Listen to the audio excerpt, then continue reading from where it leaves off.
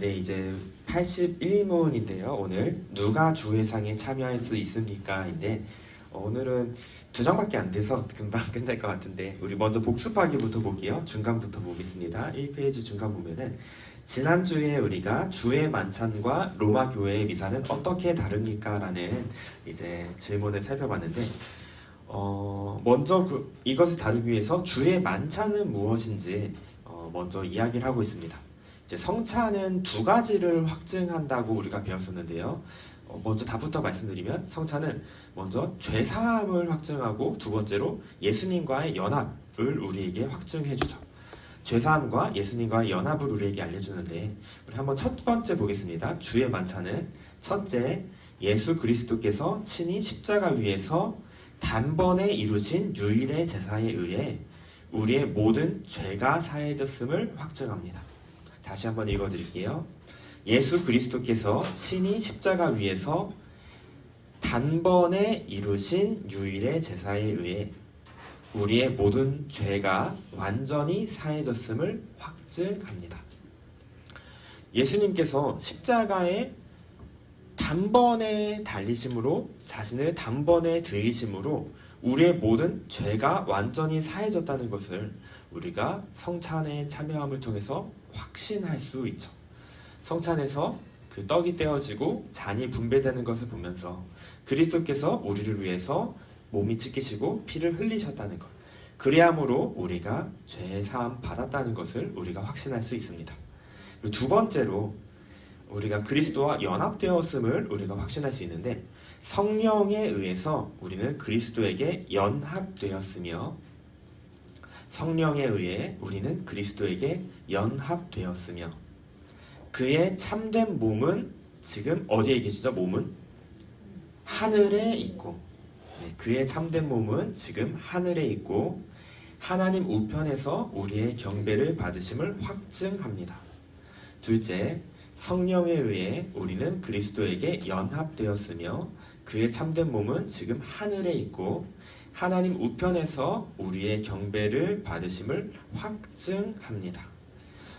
우리가 그리스도에 대해서 생각할 때 이제 신성과 인성이 그리스도의 위격 안에 연합되었다라는 것을 우리가 좀 굉장히 어려운 얘기지만 그리스도께서 신성과 인성을 가지고 계시다는 걸 우리가 배웠잖아요. 그러니까 쉬운 말로 하나님이시며 동시에 참 사람임을 우리가 보았는데 우리가 그리스도께서 인성으로서 그의 몸은 지금 이 땅에 있나요? 아니면 하늘에 계신가요?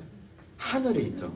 네. 하늘에 계신데 그의 몸은 하늘에 있지만 성령 하나님께서 우리 가운데 내주하심으로 우리 가운데 함께 하심으로 우리가 그리스도에게 영적으로 연합되었다는 것을 우리가 알 수 있습니다.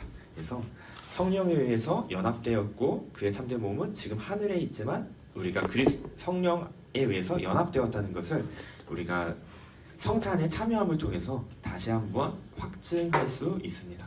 그래서 성찬에 참여하면서 우리가 알 수 있는 것, 그리스도의 십자가로 인해서 죄사함 받았다.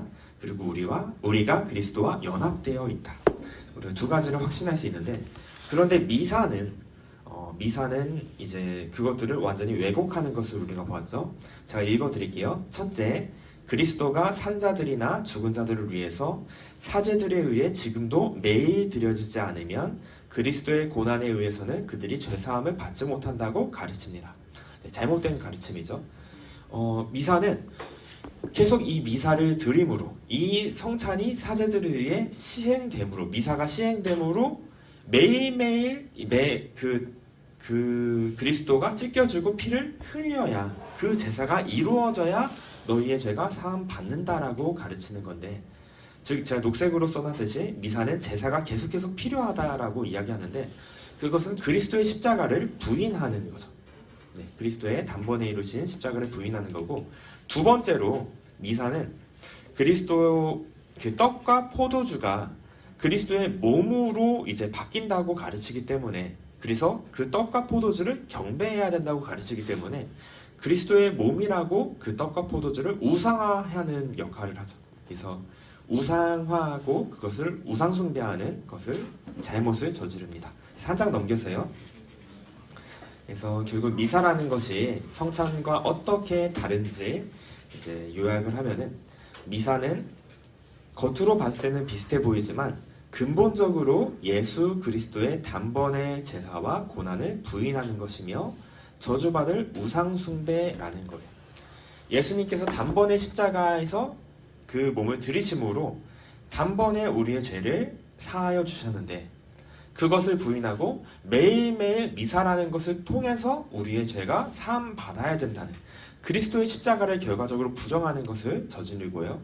그리고 떡과 포도주를 그의 몸과 피로 이제 변한다라고 화채술을 주장하면서 결국 그것을 이제 우상을 숭배하게 만드는 우상 숭배의 잘못을 저지르고 있습니다. 그래서 우리가 미사와 성찬은 분명하게 다르다, 완전히 다르다는 것을 우리가 기억하면 좋겠고요. 예를 들어서 제가 금송아지 얘기를 했죠. 출애굽 이스라엘 백성들이 금송아지를 섬기면서 이 금송아지가 너희를 출애굽시킨 하나님이다라고 하지만 결국은 완전히 다른 우상 숭배였던 것처럼, 미사가 겉으로는 비슷해 보이지만 결국은 십자가를 왜곡하는 우상 숭배라는 것을 우리가 기억해야 합니다. 우리 두 번째, 이제 오늘의 문답 보면요, 81문인데 누가 주회상에 참여할 수 있습니까? 라는 질문이에요. 자, 누가 성찬에 참여할 수 있을까요? 성찬에 누가 참여할 수 있을까요? 우리가 일반적으로 아는 답변 제가 가져왔는데, 세례문답 100문을 보면은 누가 성찬에 참여할 수 있습니까? 라는 질문에 이렇게 대답을 합니다.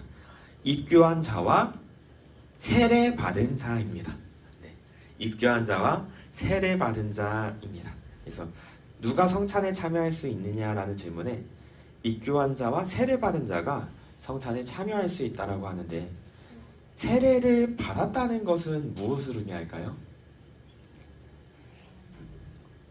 세례를 받았다는 것은 예수님을 구주로 영접하고 믿었다는 거죠.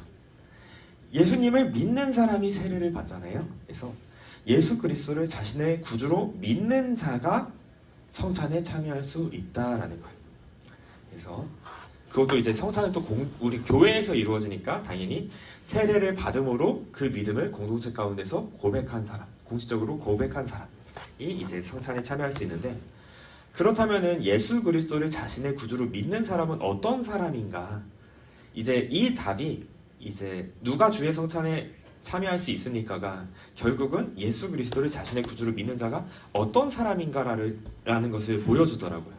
그래서 그 사람이 어떤 사람인지 우리가 한번 살펴보면, 첫 번째로 자기 죄 때문에 자신에 대해 참으로 슬퍼하는 사람이다. 자기 죄 때문에 자신에 대해서 참으로 슬퍼하는 사람. 정말 자기가 죄인임을 인정하는 거예요. 그래서 나의 죄됨을 보며 애통해하는 사람. 나에게는 정말로 아무런 소망이 없고 내가 정말로 하나님께 심판받아 마땅한 죄인임을 인정하는 사람이 이제 일단 성찬에 참여할 수 있는 첫 번째 요건을 갖춘 건데요.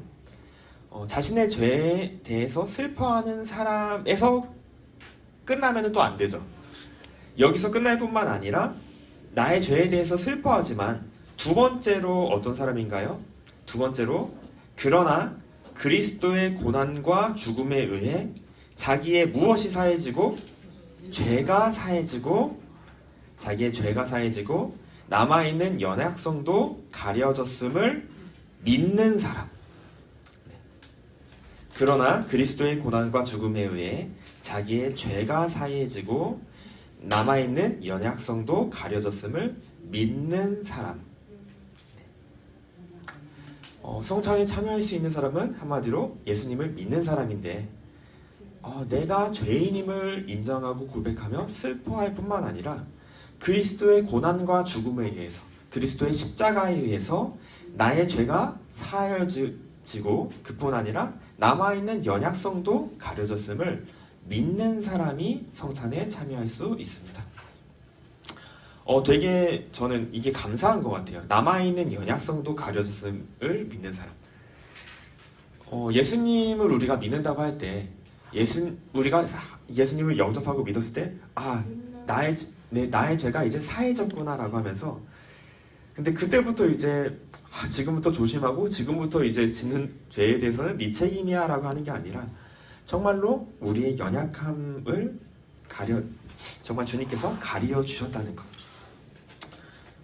그것이 되게 감사한 것 같은데 우리의 죄에 대해서 슬퍼하는 사람, 그리고 거기서 멈추는 것이 아니라 예수님의 십자가에서 죄가 사해지고 우리의 연약성도 가려졌음을 믿는 사람. 그런데 또 여기서 끝이 아니라 3번이 있어요. 또한 자신의 믿음이 더욱 강하여지고 돌이킨 삶을 살기를 간절히 소원하는 사람이 참여할 것입니다. 자신의 믿음이 더욱 강하여지고 돌이킨 삶을 살기를 간절히 소원하는 사람이 참여할 것입니다. 2번이 나타내는 게 어떻게 보면은 신학적으로 칭의를 가리킨다면은 3번은 성화를 말을 하는데요. 이 칭의와 성화의 과정에 참여하고 있는 사람. 우리가 1번, 2번, 3번을 보면서 정말로 나는 어떠한가를 돌이켜 볼 수 있을 것 같아요. 이 위와 같은 모습이 나에게 있는가? 나는 정말로 내가 죄인임을 고백하며 나의 죄 때문에 슬퍼하는가? 나에게는 소망이 없음을 보며 슬퍼하는가? 그러나 거기서 멈추는 것이 아니라 예수님을 바라보며 그리스도의 십자가를 바라보며 그 십자가로 인해서 나의 죄가 사여지고 나의 연약성도 가려졌음을 내가 믿고 있는가? 그리고 거기서 멈추는 것이 아니라 내가 믿음이 더욱 강하여지고 돌이킨 삶을 살기를 간절히 소원하고 있는가? 내가 더 예수님을 닮아가기를 힘쓰고 있는가? 이 회개와 어떻게 보면 죄에 대해서 애통함과 예수님에 대한 믿음과 더욱더 간절히 그리스도를 닮아가는 삶을 살기 원하는 것. 이것이 그리스도를 구주로 믿는 사람의 모습인 거죠. 우리가 한번 돌이켜보면 좀 좋겠습니다. 과연 이 모습들이 나에게 있는지.